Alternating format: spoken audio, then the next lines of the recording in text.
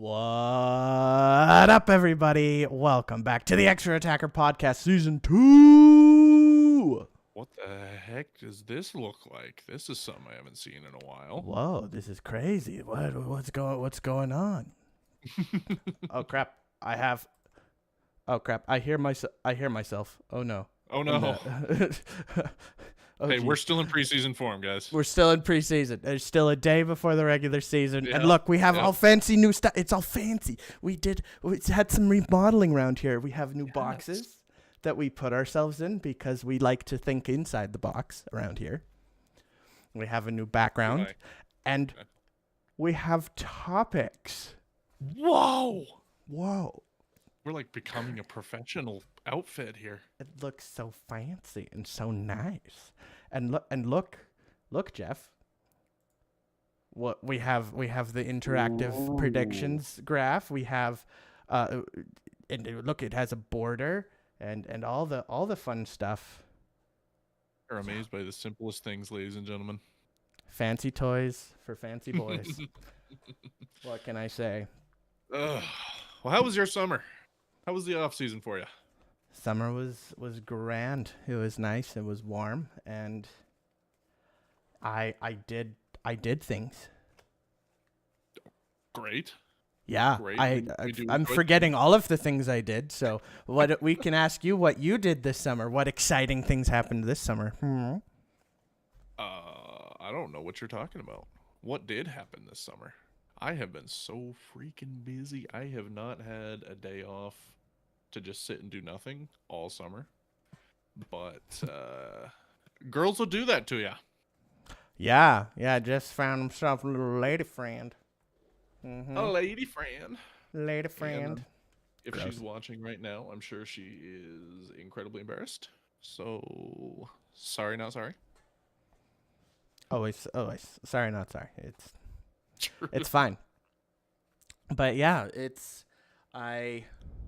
I've gotten over the pain of watching the Oilers go through what they went through. And Yeah. I'm so excited for the new year. Today, in fact, has been an incredible day. And honestly, what a great way to segue into our Yeah. first topic, the biggest moves of the offseason. See what we did there? It changed color. Ooh. Yeah.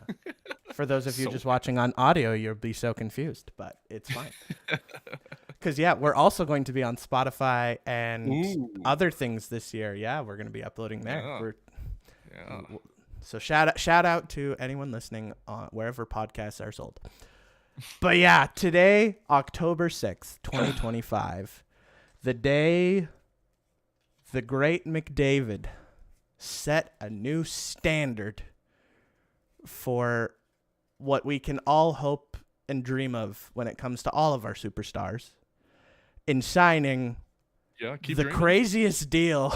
I think name one other sport where the best player in the league in the world would do what McDavid just did today. Name And what is one it sport, exactly one that person. McDavid just did? Well, he re-signed a 2-year extension for $12.5 million. His current That sounds like a lot of money. average. He's Oh, not $12.5 even million. the highest paid player on the team Whoa. or in the Yeah. league. Just to put Not that in even perspective, close. and we'll give you a little nod into one of the next points here. Kirill Kaprizov is getting $17 million per year. Mhm. Connor McDavid, the best player in the NHL, is getting 12.5. That's not nothing. That's still a lot of money. But he absolutely took a team-friendly deal for 2 years. Now, I know you've got some thoughts on this, but my thoughts, I think there's two scenarios. It's either McDavid giving a big middle finger to the Oilers and saying, if we don't win in 2 years, I'm out and I'm not sticking around for longer. Or the cap's going up and I want to get paid. And I don't want you to pay me now. I want you to pay me in 2 years. And you could pay me $1 billion at that point. I think either of those two, honestly, are equally as plausible in my book. Okay, so the one of McDavid leaving in a couple years is not plausible at all. And let me tell you why the Please Leafs do. fans and all the skeptics out there and all the people that just want clicks are wrong. So you taught me of a very interesting concept today. What was it called? Occam's razor, I think Occam's it is. razor. Yeah. And so re-explain what that is for the uneducated like myself. So Occam's razor, the idea that the simplest explanation is usually the right explanation. And that's usually brought out when everybody says, anytime something happens, it's a conspiracy or they're playing 5D chess. No. Are there things that fall in those categories? Sure. But most often, whenever a situation arises, the simplest solution is the proper solution. Yeah. Okay. So when it comes to Connor McDavid, let's first take a look at the things he said throughout his entire career. 1, he absolutely loves being an Edmonton Oiler. 2, he wants to be an Oiler. He hopes to be an Oiler his entire career. 3, his only focus right now is winning in Edmonton. 4, every possible contract length and deal is on the table. Whatever number comes next. He's built a very expensive, very fancy house here. Next number, his wife is becoming a business mogul in the city. And lastly, he has built this culture, this team, and this franchise to the point it's at from the ground up.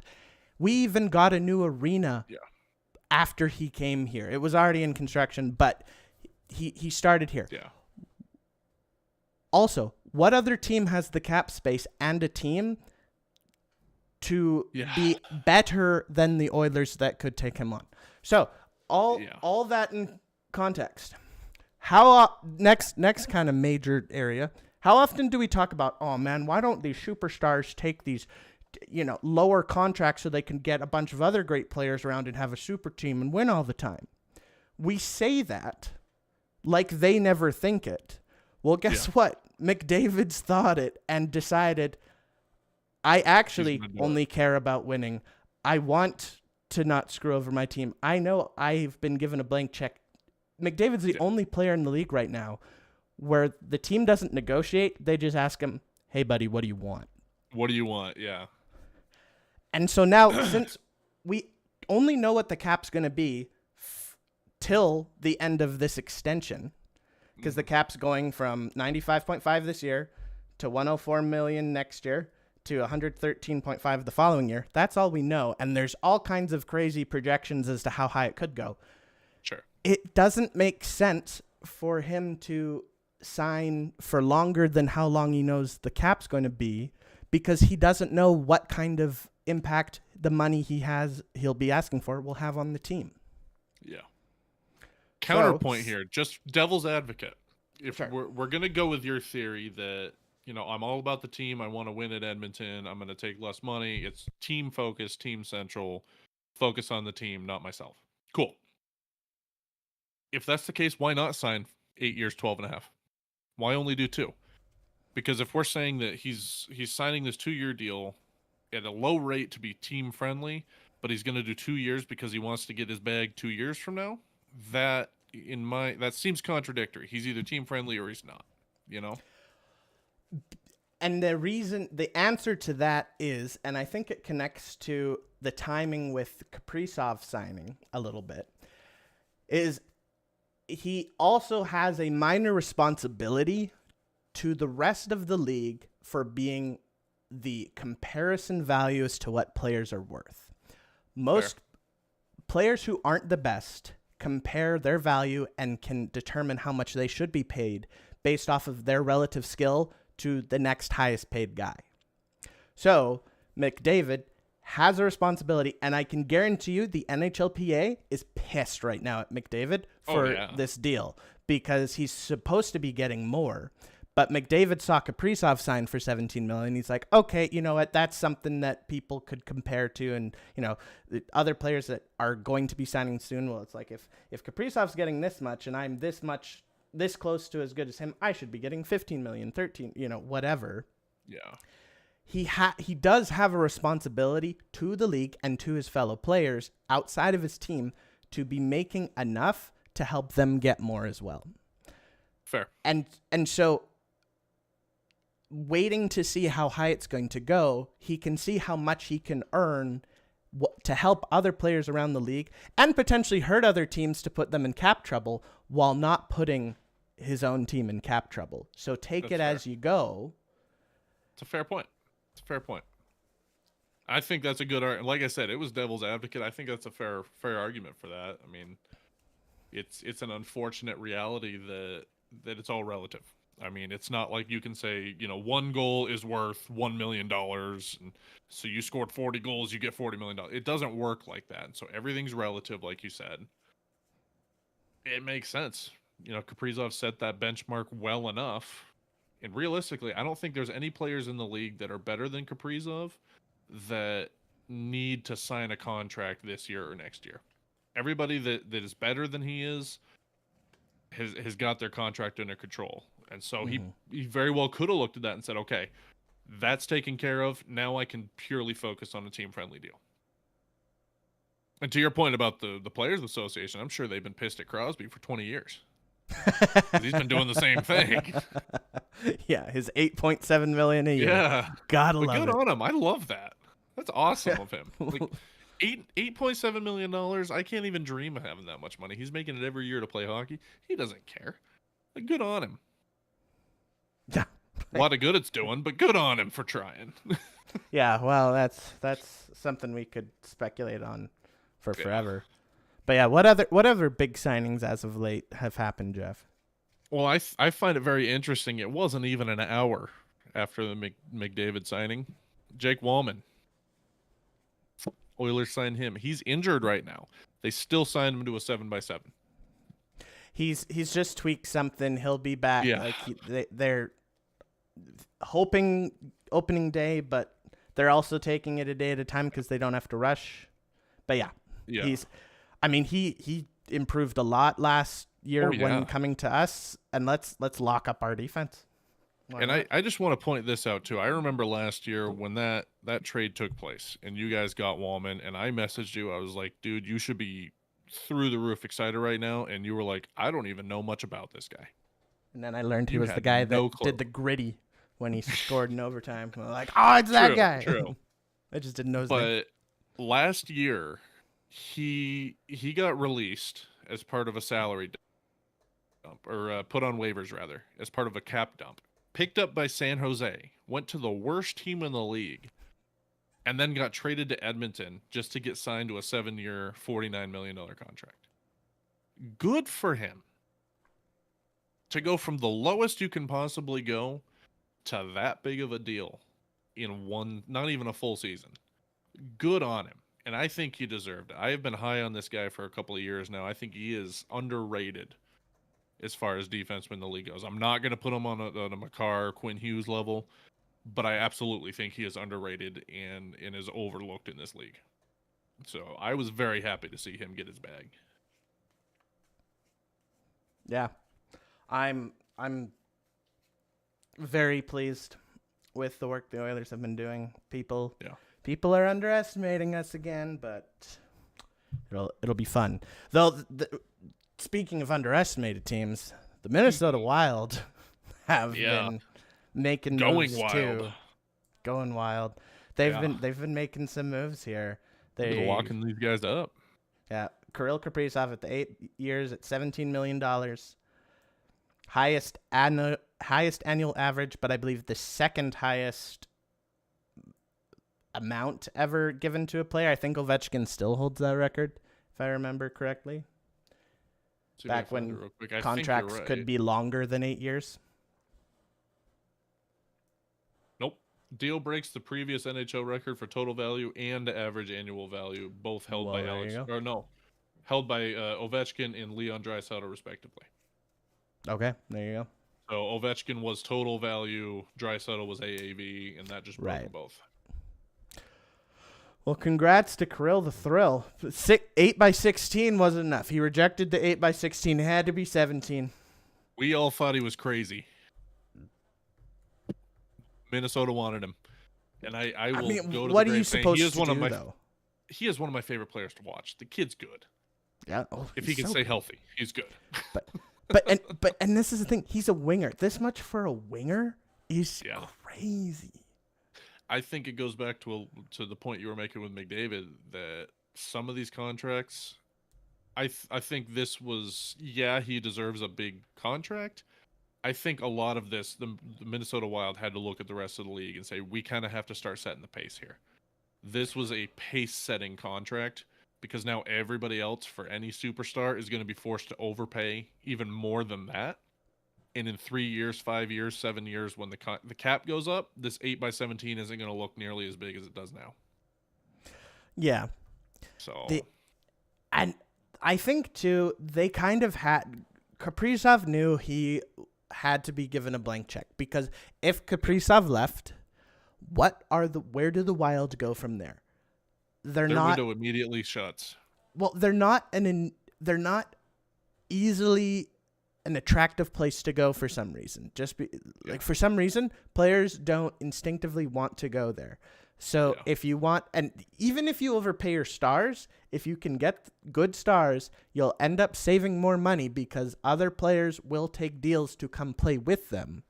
Yep. So locking him up for 8 years proves his commitment to Minnesota, that he wants to be there long term, shows the rest of the league, oh, hey, Minnesota is a good place to play. If Kaprizov's willing to go there and stay there for forever, let's go there too.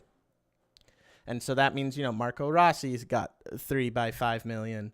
Philip Gustafsson re-signed 5 years by $6.8 million. Yeah. I still don't understand how they collapsed as bad as they did at the end of the year. But I've been saying it for a couple of years now. Anybody watched us last year knows I think they are probably the sleeper team in the league, and I'm just waiting. Because they're going to put it together, they're going to figure it out one of these years, and they're going to make a cup run. Well, so far, playoffs-wise, they're the Leafs of the West. Yeah. Never won this first round in their franchise history, I'm fairly certain. I think you're right. Yeah, I remember seeing something about that last year. Yeah. I don't understand why they collapse as bad as they do, but they're going to have to figure it out sometime in the next few years. I think they're going to make some noise before this window closes. They should hire Pete DeBoer so they could get to the conference finals and then lose. And then lose to Edmonton? Well, just anyone. Pete DeBoer just he gets his teams to the conference finals and then they gown. Yeah. Speaking of, did he get... I was just wondering that myself, actually. Let's see if he got another deal here. No. He sure hasn't. I mean, he might just be taking some time off or waiting for the right team that wants him, because a lot of the firings and hirings had happened well before the Stars fired him. But that was also a really ugly firing. It was, and it was either the last or the second to last show of last year. We talked in depth about Dallas. They were in cap hell. They're still not looking great in that regard. But his public undressing of their goalie in front of the media, he deserved to get fired. I mean, there's no way around it. He absolutely deserved to lose his job over that. You can't do that. Yeah. But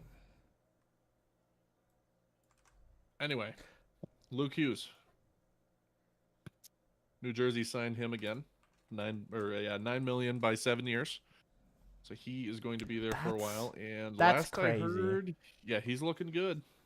He is now the highest paid of the family. Yeah. For now. It's not going to last. Nope.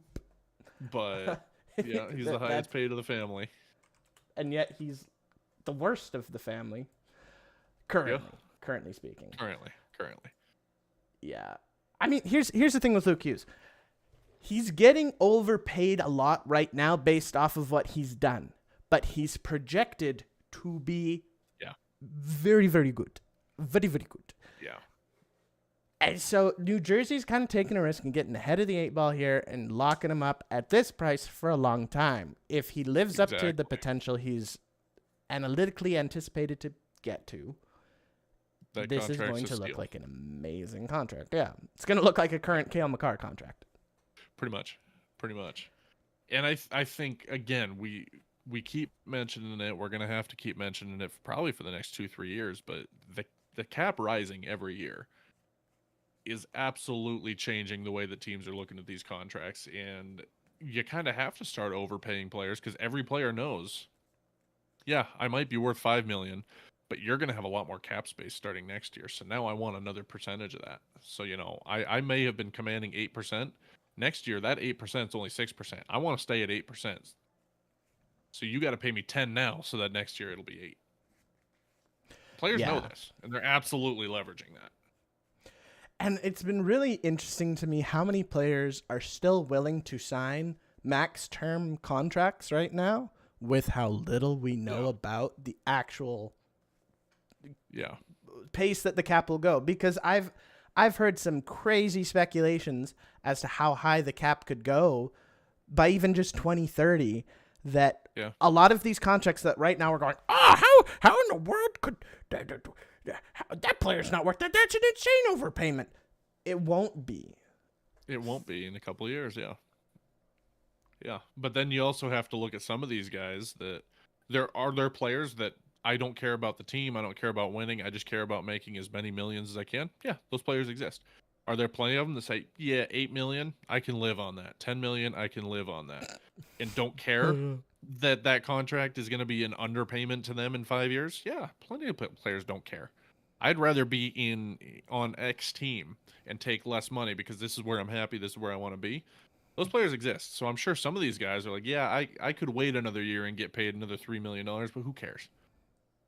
So those players exist. Again, look at Sidney Crosby for 20 years doing that exact thing. Look at Connor McDavid.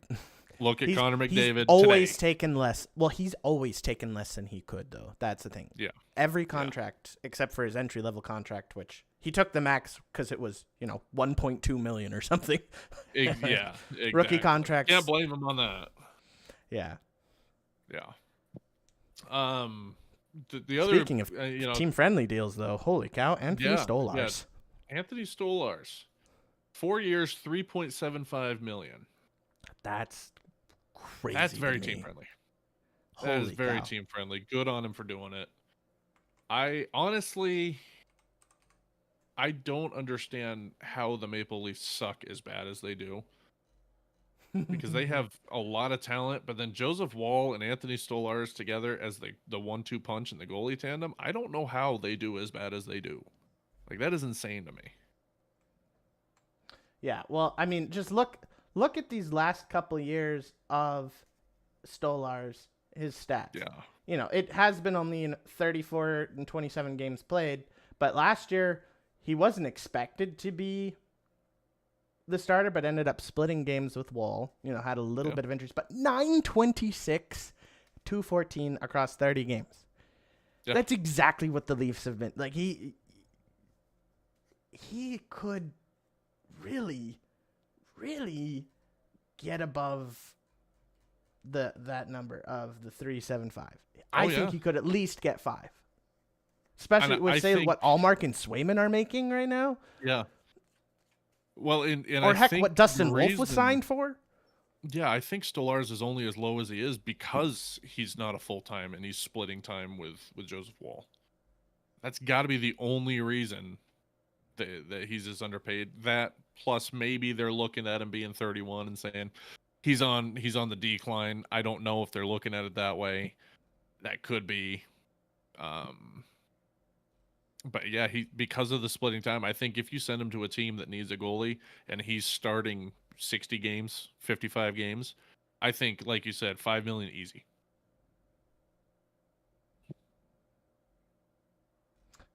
What's their cap situation looking like, though?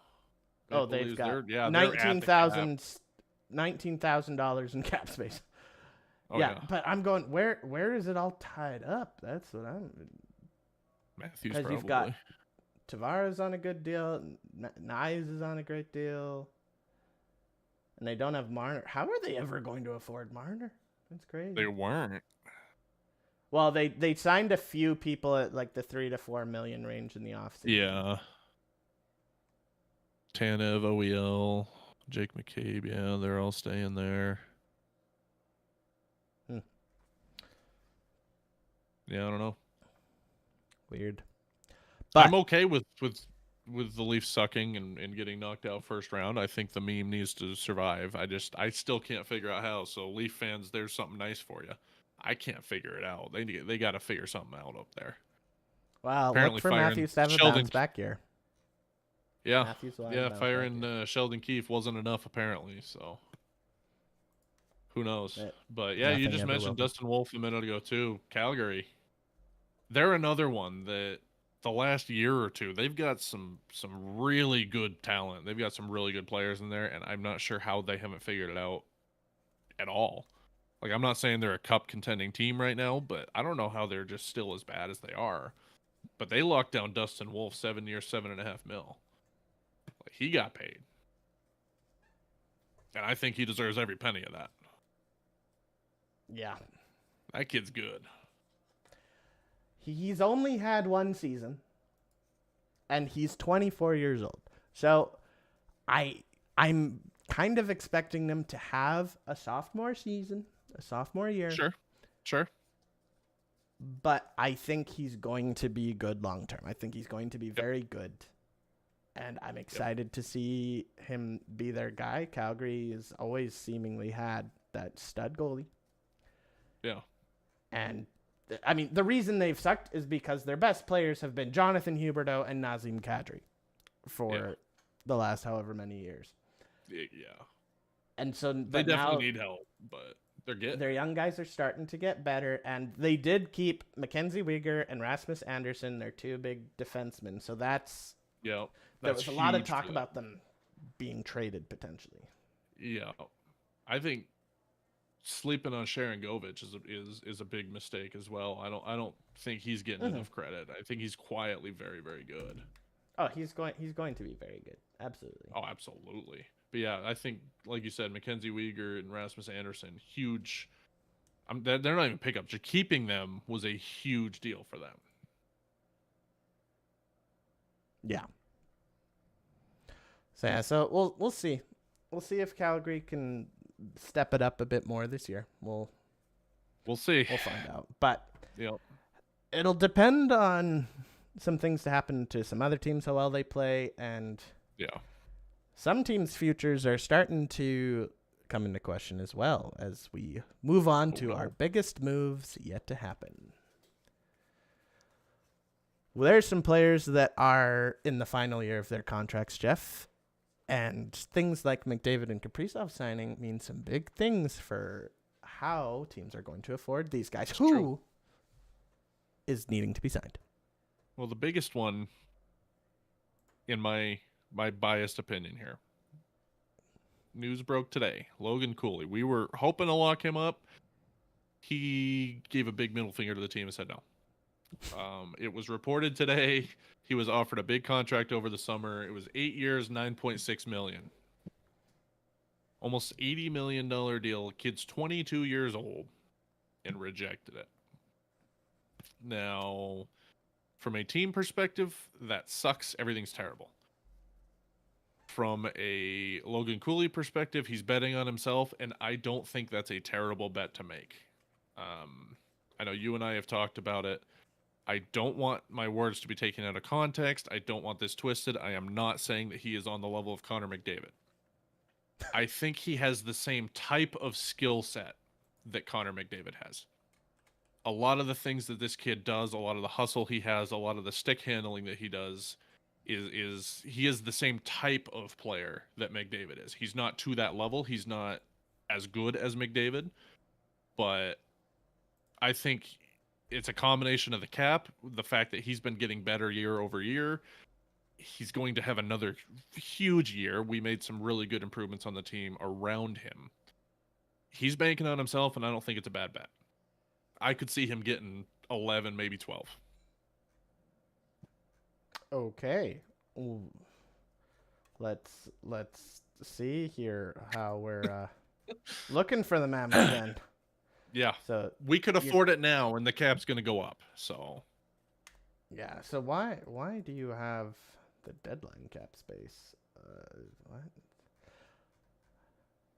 it's a great question. Well, I But yeah, guess four and okay. a half So mil current. well, okay. So here's the thing how it works. So the amount that counts towards your salary cap hit depends on how far along you've played in the season. So right now you have 4.5 million, but day by day that is prorated to a higher amount because you're only paying for part at say halfway through the season. This is effectively doubled because if you were to sign someone, you're only paying for half that amount, and so Yeah. that you could be taking someone with a 9 million cap hit because you're only You're only paying paying for them half four of and a it. half. Yeah. Yeah. So that's Yeah. why. So there's some really So funky it's just things. weird numbers. Yeah. Lots of weird numbers with the way things are paid. So that's why you'd be able to do that. But what you need to look at is honestly projected playoff cap space is fascinating because that's different. There's in a future episode we're going to be going over some of these changes to the CBA. Like now there's going to be a salary cap for the playoffs, which is really cool. But with how much the cap, so currently, oh, where's the cap projections? Here we go. So for next year, you're currently projected to have 38 million cap space. You could afford the 12 million. Exactly. And I mean, if you go back even to the summary tab, I think he is the only player that we have making 10 or more. Because I think Paterka is what, 7.5, something like that. Cooley's still on his rookie contract. No, Sergachev, Mikhail Sergachev. I think he's like 10.5, 11, something like that. He's 8.5. 8.5. You don't have anyone over 8.5. Nobody making 10. Yeah. So everybody that we have is basically a team-friendly deal. JJ Paterka, we just got 7.7. Clayton Keller just signed for a couple more years. Gunther, he's locked up for, I think we signed him for 8. Like, we're in such a good spot. All I can do is look at Arizona and say thank you for screwing everything up. Somehow you guys have a great, a great young team with such a future, despite Utah being, not Utah, Arizona being terrible. Yeah. Yeah. So, looking good. That's the only one that we know of that was a major, I mean, other than Kirill Kaprizov, he rejected that $16 million a year deal. But we already talked about him because he signed. But other than him, we do have some other players that haven't signed yet that are coming up either this season or next. Kind of surprising a little bit. Lane Hudson. I think that's probably the least surprising of the group that we have. He's a really interesting situation, though, because Montreal's already spending a decent bit on their defensemen because they got Noah Dobson, which is huge. Having both Lane Hudson and Noah Dobson is so correct. And then you got Mike Matheson too, so nice.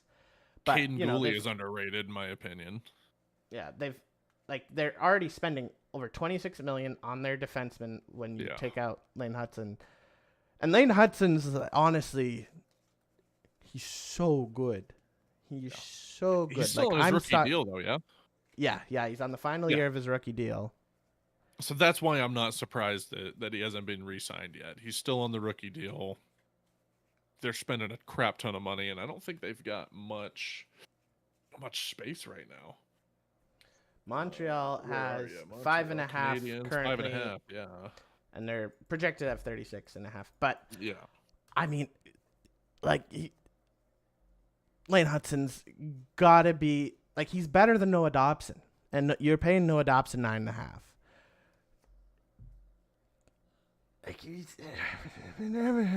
I'm not saying I'm completely not surprised. I'm saying he's the least surprising because of those things, but he's gonna get a bag for sure. Yeah, and I love it for him, but Here's one that they I have want. they have to lock him up though. Oh yeah. Here's one I want speculation on though. Oh, this one's really interesting. Jack Eichel. Does he stay in Vegas? Now, part of me says yes because Buffalo treated him like crap. He escaped, went somewhere where he was successful and appreciated in Vegas. So I could see him having some degree of loyalty, wanting to stay there. On the other hand, Vegas is not making any moves to make their payroll go down. They are not getting cheaper. They are signing players like Mitch Marner. Is there space for Jack Eichel? Does he just, at the end of this contract, say, I accomplished what I wanted to here, now let's go take on a different challenge? I don't know why, but I have the gut feeling he doesn't stay. Not because he hates the organization, not because he doesn't like being there. I get the feeling that he's going to want to go somewhere else. Not to escape Vegas, but to just try something new. And maybe. I don't I see the gears turning here. I don't disagree. I can't disagree with that. The thing that makes me wonder is Vegas is extremely loyal to you until you're no longer useful. That too. And so with how much Eichel is going to want, because Eichel's really stepped it up since he came to Vegas, and he's not going to want to be, in my mind, paid less than Marner, who's now getting paid 12. And now with Kaprizov setting the standard at 17, who's to stop Eichel from saying, I deserve 14, I deserve 15? Yeah. Vegas and that right number now, sounds about right for what he would ask. Vegas doesn't have a ton of future cap space. How are they almost They're 9 over million now. over, Kynan? Well, that is because of Alex Pietrangelo being out for the entire season, and so he's on long-term injury reserve, LTIR, and so that's just included in this. So they are cap compliant. This is just how much they're over by and how much is on LTIR. Yep. Again, weird number display things, but Vegas isn't cheating the cap yet. Give it till February. Mark Stone will mysteriously be injured again. Yeah. So I don't and that's why I'm like I don't disagree with your thing about Eichel, because I could see it being either side.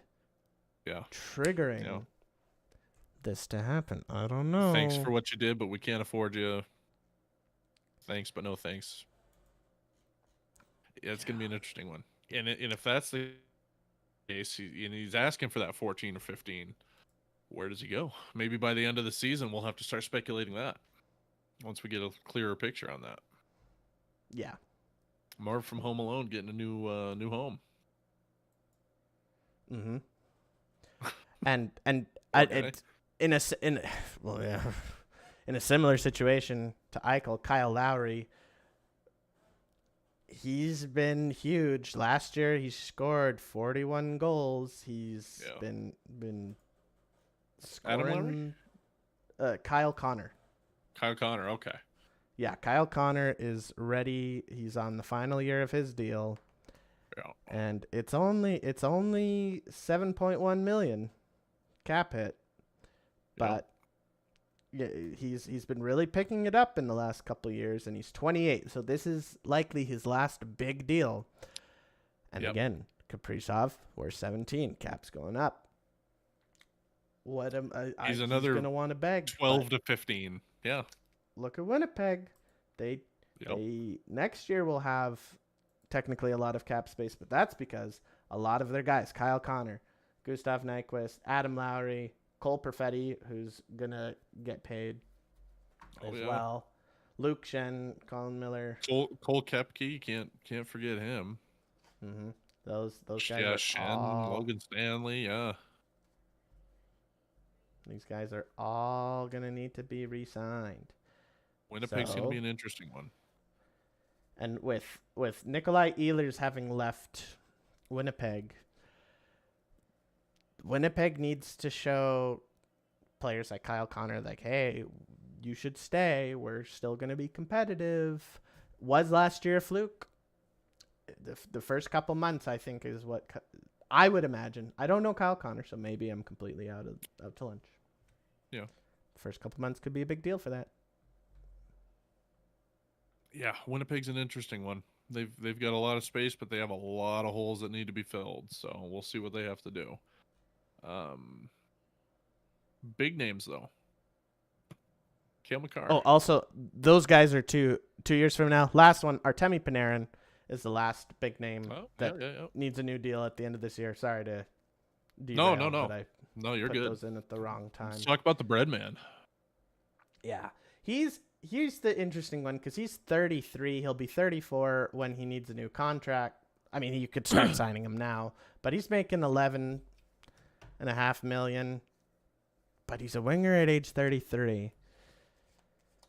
You've already signed people like JT Miller to big $8 million deals. You signed Shesterkin to the 11.5.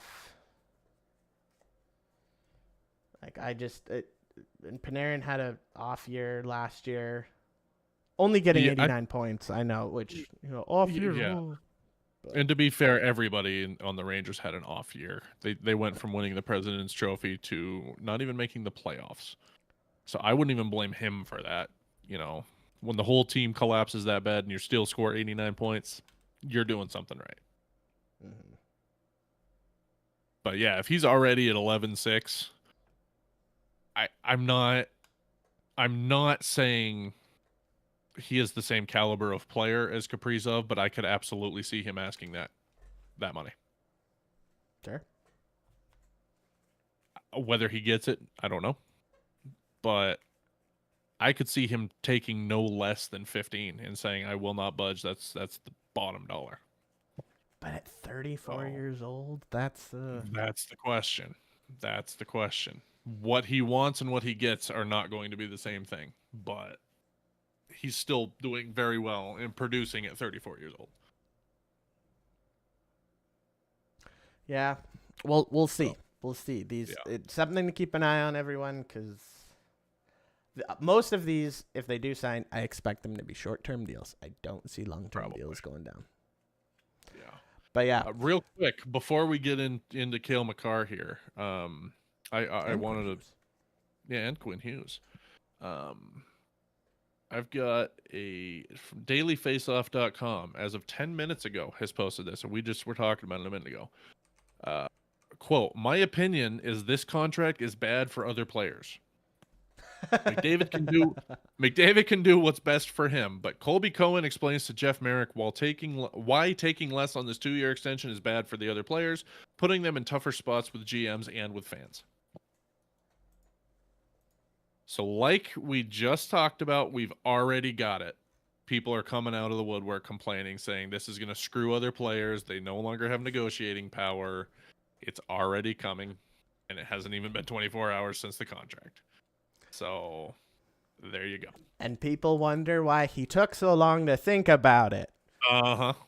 Like, oh, maybe there's a lot riding on it, and maybe he should take some time and process things and make sure he's thought about everything, and once he's made the decision, feel good about it. Ooh, crazy. Yeah. Not only that, but who's to say they didn't come to an agreement 2 weeks ago and just said, well, let's see what happens in the rest of the NHL before we announce it. We don't know what happens behind the scenes, people. I mean, Stan Bowman's been pretty transparent, the GM of the Edmonton Oilers, but yeah, I could totally see McDavid doing that. He's a cheeky guy. Plus, he's friends with Leon Draisaitl, and it rubs off being... It's true. It's true. But yeah, no one was ever concerned. I was more concerned about the ability for me to be able to go to the third hole in my belt than if Connor McDavid was going to resign. I'm more worried about the Maple Leafs fans' mental health than whether he was going to re-sign with Edmonton. They got to be depressed because they convinced themselves he was coming home to Toronto. Stop it. You were more concerned about if the Florida Panthers were going to be able to three-peat after Barkov's injury than if Connor McDavid was going to resign. Truth. Stupid Panthers. Ugh. No love lost here. Nope. Before we talk about the Panthers, though, Cale Makar, Quinn Hughes, what do you got on them? They still remain unsigned. I mean, Cam McCarr is again- going to be signed. Well, they can't be resigned because they have 2 years left on their Exactly. deals. But they're the best defenseman in the league, bar none. Yep. Number 1, number 2. Phenomenal players. And Cale McCarr is going to stay in Colorado. Will Quinn Hughes stay in Vancouver? He's the captain. They're building something. If Elias Pettersson can have a rebound this season, I think there's a good chance. But if they can't make the playoffs this year, the appeal to have all Hughes brothers in New Jersey will be so high. If he leaves Vancouver, do we think he goes to New Jersey? Where else would he go? I don't know. Anybody would be. Both willing to his pay him what he brothers are wants. there. It would be Yeah, so which is cracked. fair. That's a fair Okay. point. But all I'm saying is you have teams that aren't paying a lot of money for their players, could always use an extra defenseman. Teams that Quinn Hughes would slot well right into and be the number 1 guy. Utah. It's not. Anyway. Anyway, the Battle of Florida. You want to talk about this? Ooh. Because I'm afraid that I will lose my freaking mind if I talk about this too much. I'm already pissed, and the season hasn't even started yet. This league is a joke. So Harry Bettman, we've been nice to you here. Get your crap together. preseason hurts, man.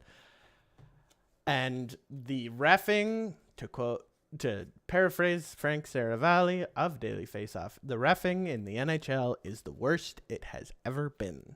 You have too many inexperienced refs that don't know what they're doing and aren't calling the game with any consistency, and you then have things like the Lightning and Panthers preseason game. We're in the preseason, and there were 65 penalties for 322 penalty minutes, 5 fights, 20 roughing minors, 6 misconducts, and 12 game misconducts. So for those who don't know, misconducts are just 10-minute misconducts where you're out of the game for 10 minutes. Only Tampa got fines somehow. Though in the previous Florida versus Tampa Bay preseason game, there was at least one Panthers player that got a fine in the previous one. But from this one, $125,000 fine to the team, and suspensions to J.J. Moser and Scott Saburin. And we had the craziest scenario of a rule I have never seen enforced because the situation's never come up. But a goal was taken off the board because a player involved in the goal had been given a game misconduct already and so shouldn't have been on the ice. So the goal was taken back. And Jeff found out today that Niko Mikkola, that's who was involved in the goal, broke NHL Rule 70.10, which should be an automatic 10-game suspension. Let me read this section of 70.1.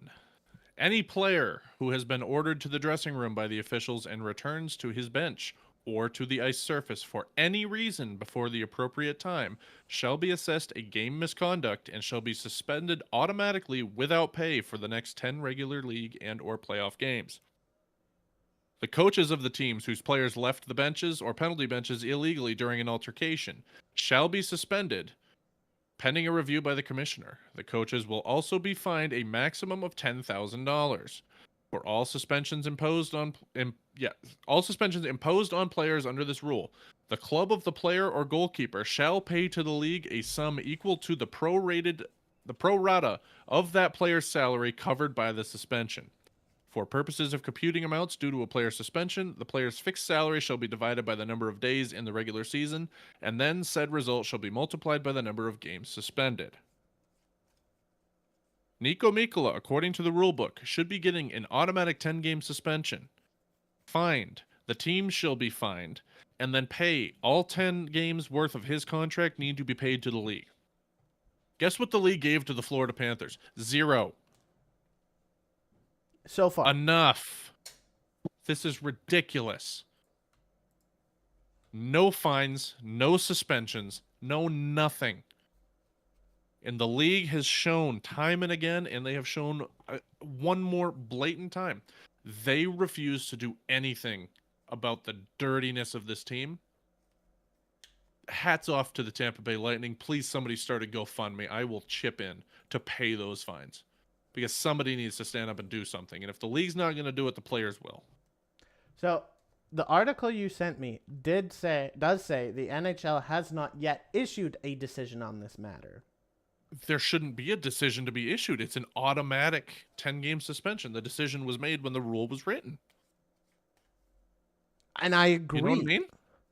I agree. And what I'm saying by that is that the league hasn't yet not done it. So it still could be there. It still can happen. Yeah, but they had enough time to come out and announce suspensions against Tampa Bay. So I hear you. I don't buy it. I mean, there's so many other things that happened in that game that they could be wanting to make sure they get right. It's just on the checklist of things to do. But since it didn't involve an actual potential injury of a player, it's not high on the list. I guess. I'm not saying it will happen, but I'm not saying it won't. I'm just so sick of Florida. I know. I know you are. Every league's got to have their bad guy. It's true. And Bettman's making damn sure that Florida gets away with everything they want to get away with. So, well, at least you can rest assured that one of the injuries that happened this preseason did happen to Alexander Barkov, the captain, in a practice. It wasn't even in a game. It was in practice, incidental collision. Injury, it needs surgery on his right knee for his ACL, MCL. Out 7 to 9 months. He is not. They won't three-peat. They cannot three-peat without their captain. It's not gonna happen. The Florida Panthers are not capable of winning the cup without Barkov. Just like I would say the Oilers are not capable of winning the cup without McDavid. I hope you're right. I really do. They're not. They're not. Sam Bennett, who got an 8 years by $8 million, which I think is a terrible contract for a guy who's never gotten more than 50 points. Yeah. Well, he's not there. He's not going to have to take cheap shots and give people concussions.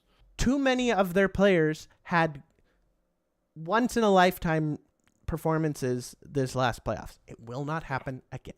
I promise you. But I sure hope you're right.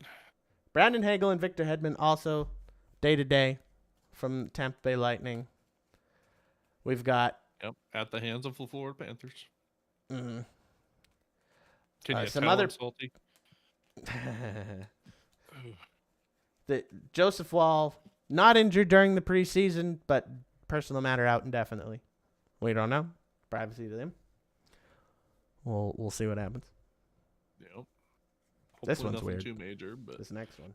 yeah, friggin' Jamie Benn. He's too old to be having these kinds of injuries. But it's about a month ago he had a collapsed lung. He's expected back the middle of November, which, good to hear. Happy about that, but dude's not getting any younger. No. But he's so close to a milestone in points, so he's got to get there. Or points or goals. One of the two. One of the two, I don't remember. UPL got put on the IR today. He's out with a lower body injury indefinitely. Buffalo, you're already bad, but now you've lost your goaltender. You're going to be extra bad now. Well, good luck, I guess. Just when you think the Sabres might be trying to not suck for once, they signed Alexander Georgiev. Borgiev. Like, why? Why? Buffalo fans, I'm sorry. You can't have anything good. And you can't even have a good football team. They just lost their undefeated. They lost to New England. They're not even good. Sorry, Buffalo. Oh, boy. Corey Perry got what he deserved. Goes down to the Kings. He's out. He's looking to come back at the end of the month, so it's not going to be too big of a deal. This one is going to come into play as we talk about our predictions, but Mackenzie Blackwood, he's out with a lower body injury for Colorado indefinitely. We don't know when he comes back. We don't know how bad the injury is. He's back. He's not injured. Is he? Because I saw as of today, he's out. Where did you see this? Try to find it again, but I don't have all my tabs open. Because on Puckpedia, he's good to go. Is he? I heard, because last week I heard he was just day to day. They weren't sure if he was going to be ready for the start of the season. But as far as I knew, he was day to day.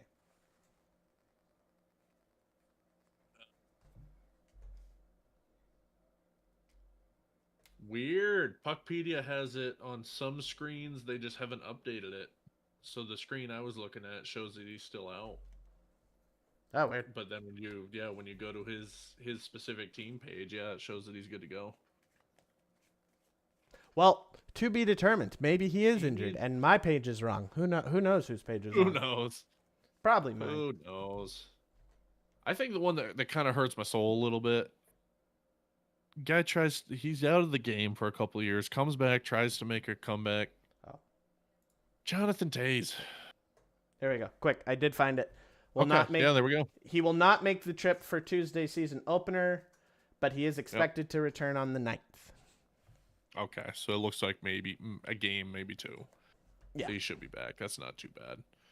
But, Jonathan Toews, old man Toews, tries to make a comeback. He's day to day. So they have told us nothing. It was an undisclosed injury, day to day. Could be tomorrow, could be next month. It's hard.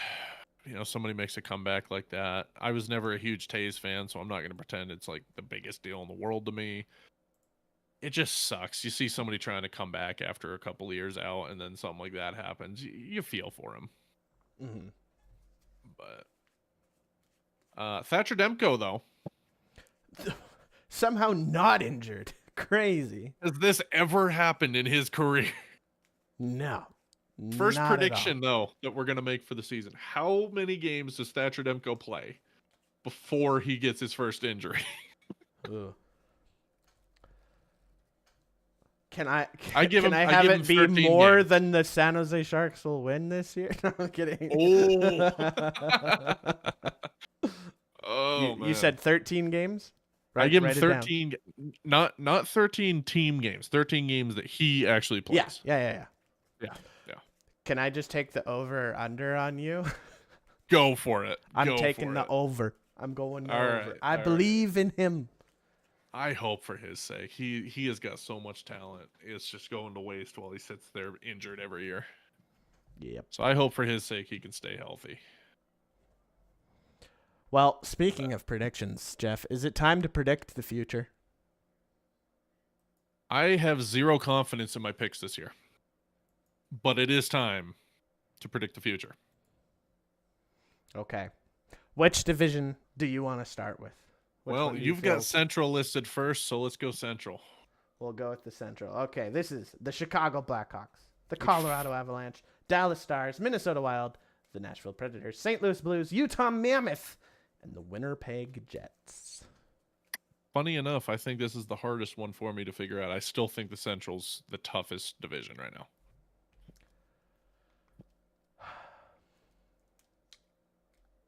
When you're not for everyone but the number one, I agree. Okay.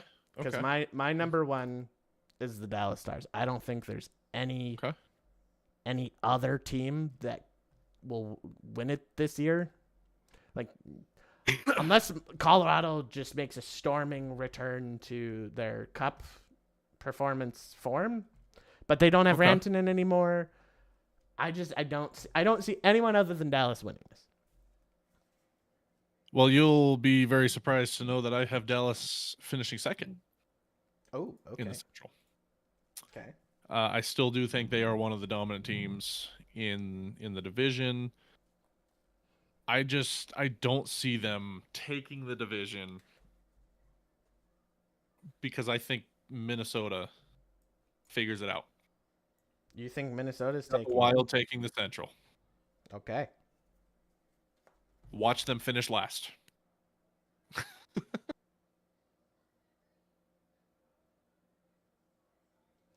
Uh-oh.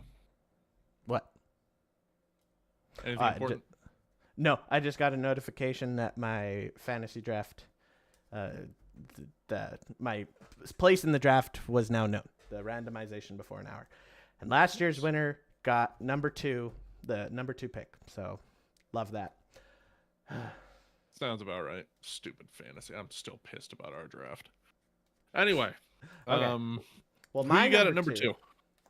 My number 2 is the Chicago Blackhawks. No, The Bedards. Can we just take away the suspense? Can we just both put Chicago in the 8th spot? Yeah.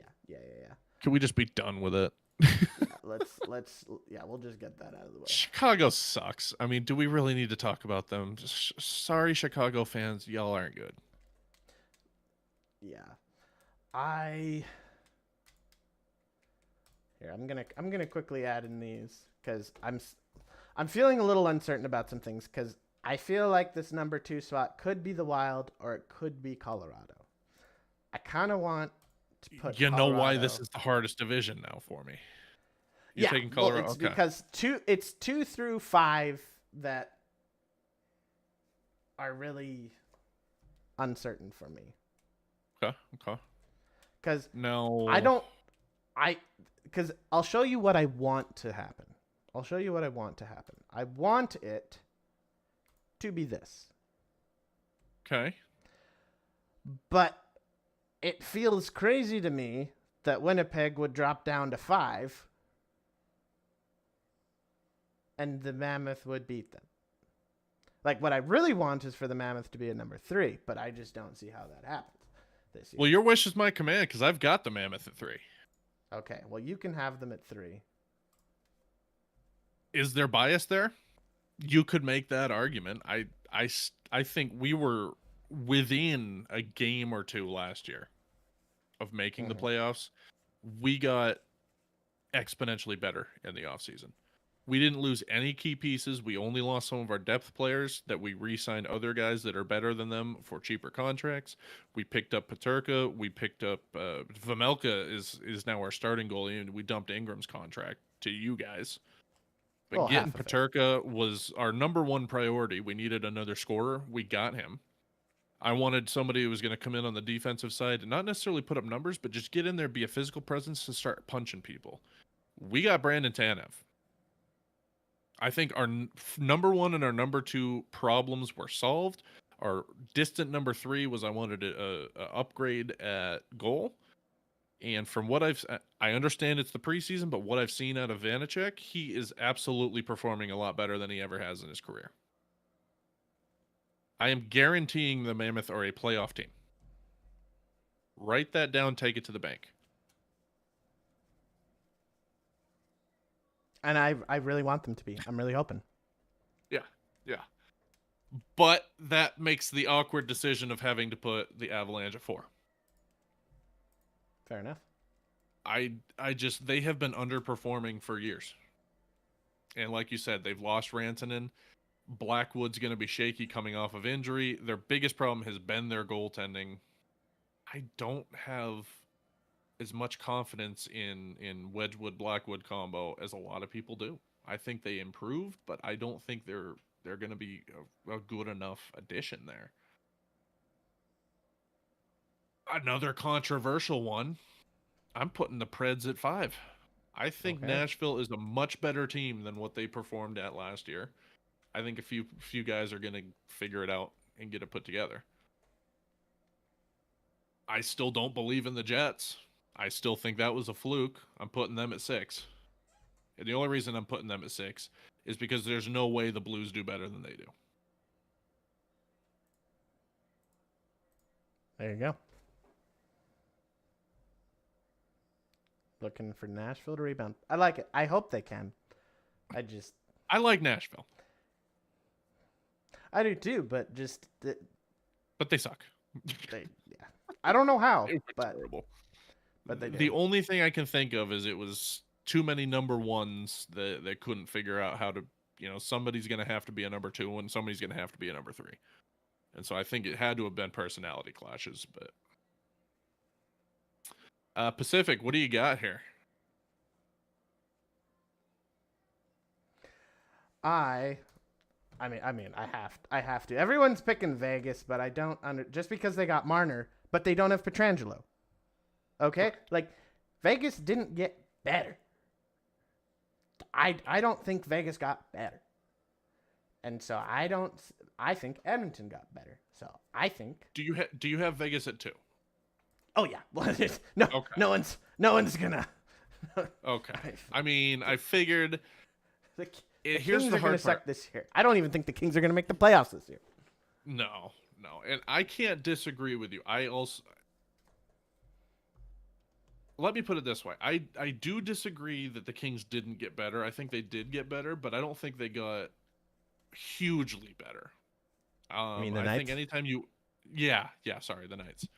Anytime you add Mitch Marner, unless you're dropping Connor McDavid for Mitch Marner, unless you're losing a Kaprizov, unless you're losing Leon Draisaitl, I think if you add Mitch Marner, you are adding to your team.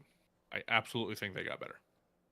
Vegas has a way of getting some greasy wins, overperforming, but then when it comes down to crunch time, they just fold. So I think they take the division. I am giving that to Vegas.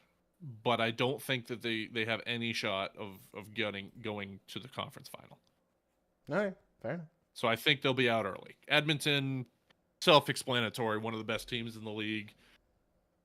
I think those two are going to be battling. So I could see those two being flip-flopped either way, but there's going to be a battle. I don't think either team runs away with it. Fair enough. Here's where it starts to get interesting for me. We talked about them a little bit earlier. I think their young team is going to figure some things out. I think Calgary is going to slide in there. Wow. They're not going to look good. It's going to be ugly. They're not going anywhere in the playoffs. But I'm taking them at 3. A large reason, again, the young team that they've got, I think they figured some things out. Beyond that, I think the Pacific is pretty weak as we start getting deeper into some of these teams. Mm-hmm. And see, I think Vancouver's going to make a bit of a comeback this year and go in at 3. Okay. Well, I've got them at 4. But that's mostly because I believe in them more than the remaining teams, not because I think they're good. Mm-hmm. And I kind of want to make a crazy. Everyone's thinking the Ducks are going to be really, really good. I don't believe, but I mostly want to put them there so that I can put the Kings at 5. That's fair, I guess. Put the Kraken. We do at least agree on one thing, that I've got the Kings at 5 as well.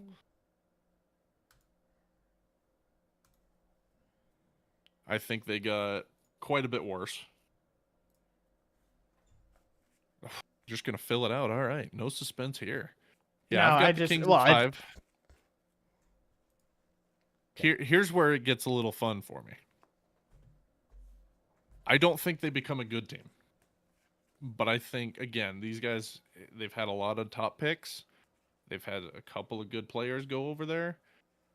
I think Celebrini, Will Smith are going to turn it on. I'm taking the Sharks in the 6th spot. I think don't some of those hate young that. guys have some career years. I think they figure a few things out. They're nowhere near a playoff team. But I don't think they're going to be basement dwellers. And then, I mean, really nothing to be said. I've got the Kraken and the Ducks in last. The Ducks is another team that just surprises me. They've got some really good talent that ends up just floundering until they go elsewhere, then they pick it up. I don't understand. It's got to be something with the office there. But Anaheim should be better than they are. Yeah, I don't know. But they're not. They're terrible. Yeah. I almost want to move the Ducks to the bottom and slide San Jose up, Seattle up, and Calgary to 4. Do it. Why not? Yeah. I'm now doubting. I love how I felt very not confident in my picks, but I'm not making any changes, and turns out I'm more confident in my picks than you are. Love how that works. I'm emotional. I'm too emotional about it. Okay. Fair. That's fair. The Atlantic. Makes me sad. Do I have the Sabres last? Let's double check. Yes. But then, I'm sorry. Boston. It hurts me. I don't have them quite that low. I've got okay. Detroit in 7th. Really? Uh-huh. Wow.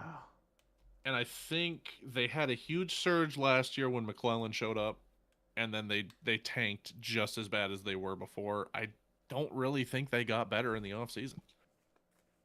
And I think they're just another team with a big pedigree, too high of expectations that they're not going to meet. You gotta believe. You gotta believe in Kane or Patty Kane. Showtime. Gotta believe. Do we though? 6th, I've got Boston, and it hurts me, but they're not good. We didn't get better. We didn't do a whole lot of anything, and until all the front office turmoil is fixed, really doesn't matter what product we put on the ice. It's not going to be good. Straight up, you could give us Connor McDavid, Leon Draisaitl together on the top line, and they would both find a way to score 10 goals each. I mean, that's just how dysfunctional they are. There's something wrong. There's something wrong in that. Something wrong in Beantown. Was that a misclick there, Kynan? Nope. That's Florida at 5 because of Barkov being out for the whole season. Interesting. Okay. I sure hope you're right. I don't have them that low, but who's your 6? You skipped 6. My 6, I'm having a really hard time with, because it's between Detroit and Ottawa. Okay. Because I think one of them will be 4 and one of them will be 6. But I'm really just uncertain who it will be. Well, my next pick isn't going to help you at all because at 5 I've got Ottawa. Yeah, I'm putting Ottawa at 4. Yeah. They made the playoffs last year. I don't think they got worse. I think they're hungry. They're not going to do any better in the playoffs, but I could see them sneaking into the playoffs, maybe. The problem that I have is I just think the remaining teams are better than Ottawa, not that Ottawa is bad to drop to 5. And some of you may notice, hey, wait, Montreal is still on the board. I hate that I'm putting Montreal at 4. Oh, you're putting them at 4. And it just kills me inside. But I think they've got some young talent that's blossoming. I think they've got a real shot at improving year over year. They could be a wild card team and sneak in there. Montembeault, I think, is, if you're anywhere in Canada, you hear too much about him. Anywhere in the States, I think he's underrated. They've got some good pieces. Oh, I think they've got some fantastic pieces. Their acquisition of Dobson so good. Martin St. Louis has been such a great coach for them. They're getting 3rd. Yeah, which I don't disagree with that. I think they could sneak into 3rd. I've got Florida in 3rd. And those two, I think, could be flipped. I think Ekblad being gone for the season is a massive, massive deal, like you said. I still think they find a way just through their Florida Black Magic BS and getting propped up by the league. They're still going to make the playoffs. Do they deserve it? No. They're still going to make the playoffs. With the last two picks, I have a feeling that we're gonna agree here, but let's see it. Who you got it to? Yep. Yep. I don't think that's a question. Tampa has found a way to open that window, win a bunch of cups, and then never let that window close. They are too talented top to bottom. I don't think anybody in the Atlantic has a shot to take it from them. I think Toronto does. I think it's going to be very close. Do you? Okay. Yeah. I think Toronto's improved their depth.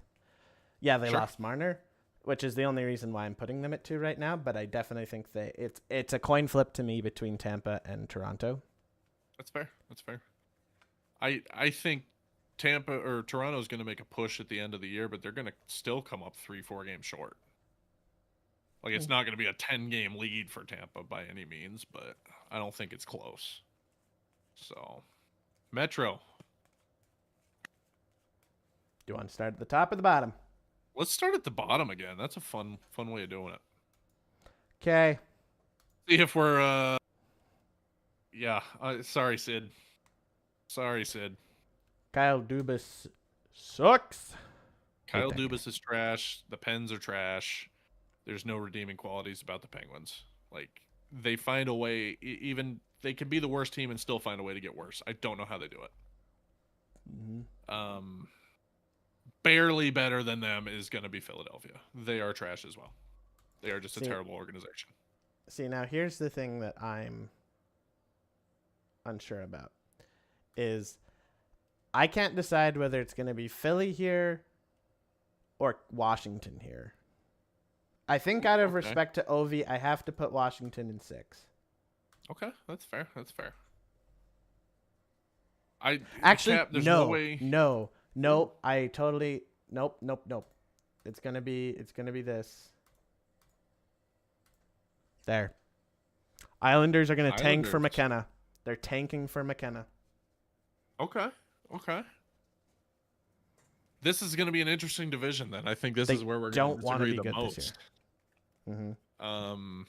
Number 6, I've got Columbus. Oh, no. I have got no faith in them outside of Werenski. Oh, they got Marchenko. They did so well last year. Okay. I know, and I think it was an anomaly. I don't believe in them. And I could be wrong, because like you said, they did do very well last year. I don't believe in them to keep that up. I think they're getting better. I think my only toss up in the Metro here is the 4 and 5 position, and these really could go either way.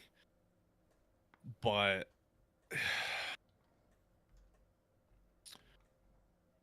give me the Caps at 5 and the Rangers at 4.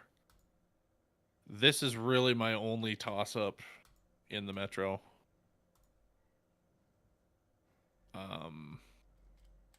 I think the Rangers. I don't see the Rangers being as bad as they were last year. I don't see the Caps being anywhere near as good as they were last year. But I also don't see either team being very good or very bad. They're going to be middling. It's just hard. I don't have much to say about those two teams. There's just not a lot to be excited about. That's it. You know, that's all I got. Sorry. Who do you have at 3 then? I've got the New York Islanders. Wow. Okay. This one is a complete gut feeling. This one is a complete throw everything you think you know about hockey out the window. Every time you turn around last year, they're doing something right. They just had the number 1 overall pick. I think they're on the up. I think they're going to sneak out a couple of wins they shouldn't be taking. And then they're going to get embarrassed in the first round of the playoffs. You are allowed to have that opinion. With that being said, though, I also wouldn't be surprised if they finished dead last. Like I almost want to put them at number 8. Yeah. But yeah, I don't know.